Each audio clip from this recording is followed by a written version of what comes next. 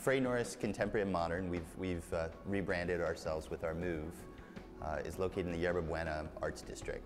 For 8 years, we were located across the street from the Koran, the ACT theaters over on Geary Street. And we've left that space. So we went from 12 feet, essentially, of frontage on the street and very little visibility to about 160 feet along 2 streets here on Jesse Street at New Montgomery. We run 2 concurrent programs, which most galleries don't. We have a very strong, kind of global in scope contemporary program, and that means art coming directly out of artist studios, art being made right now. The other program is historical, that's our modern program. So that's why we're called Frey, Norris, Contemporary and Modern. So the space itself came together beautifully, and that has allowed us to do 2 inaugural exhibitions, both contemporary and modern. The first is called Pangea. We were trying to think of allegories for this sort of Thomas Friedman, the world going flat idea, but culturally. We're looking, we often focus on artists who they identify themselves with multiple cultures, and that sort of cultural inheritance is something that informs the art that they make. So this notion of one continent, Pangea, we thought was a good metaphor for our gallery's contemporary program and the kind of exhibitions people can expect to see from us going forward.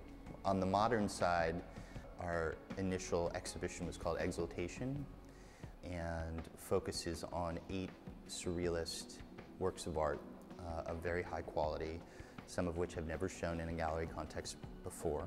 These artists are like Paul Delvaux. We have a painting from 1945 called Skeleton in the studio.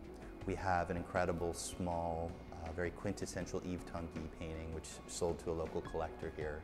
We have a plaster cast that Frida Kahlo actually wore, and as she wore it, she painted on it, and she painted the things that meant the most to her. So on the chest over her heart, there's a hammer and sickle associated with Trotsky and communism, and on her stomach, there's an unborn child reflective of her desire to have a baby, which she never did. People can come here and see artwork of enormous historical significance. I mean, most people walk in, they recognize Frida Kahlo, for instance, and can't believe we have the piece and that it's for sale.